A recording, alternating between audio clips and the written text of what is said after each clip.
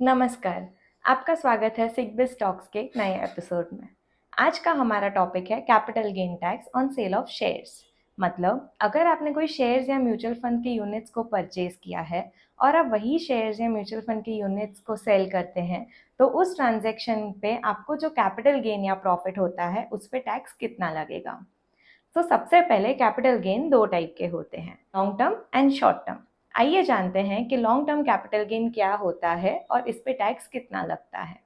अगर आपने कोई शेयर्स या म्यूचुअल फंड के यूनिट्स परचेज किए हैं और आप उसे 12 महीने से ज़्यादा होल्ड करने के बाद सेल करते हैं, तो उस पे जो प्रॉफिट आप कमाते हैं वो होता है लॉन्ग टर्म कैपिटल गेन।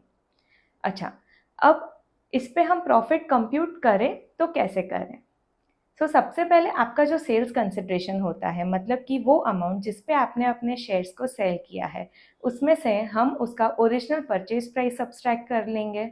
उसके बाद हम उन एक्सपेंसेस को सब्सट्रैक्ट करेंगे जो आपने इनकर किए हैं उस शेयर्स को एक्वायर या सेल करने में, जैसे कि ब्रोकरेज, कमीशन, एक्सेट्रा एक्सेट्रा। तो जो रिमेनिंग अमाउंट रहेगा वो होगा आपका long term capital gain on sale of shares. अच्छा, एक मिनट, अब यहाँ एक कैच है। अगर आपने उन शेयर्स या म्यूचुअल फंड्स को 31 जनवरी 2018 से पहले परचेज किया है, तो उसका कैपिटल गेन कंप्यूट करने में आप उसका ओरिजिनल परचेज प्राइस नहीं यूज़ करेंगे।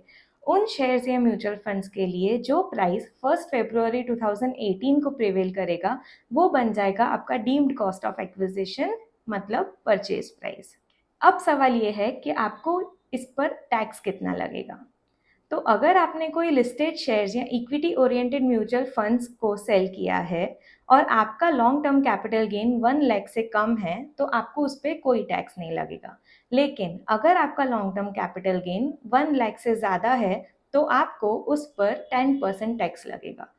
In any other cases of long term capital gain आपको 20% with indexation benefit and 10% without indexation benefit tax लगेगा।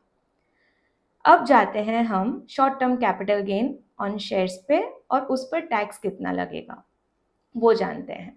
अगर आपने कोई शेयर्स या म्यूचुअल फंड्स को परचेज किया है और आप उसे 12 महीने के अंदर ही सेल कर देते हैं और प्रॉफिट कमाते हैं, तो वो होता है शॉर्ट टर्म कैपिटल गेन।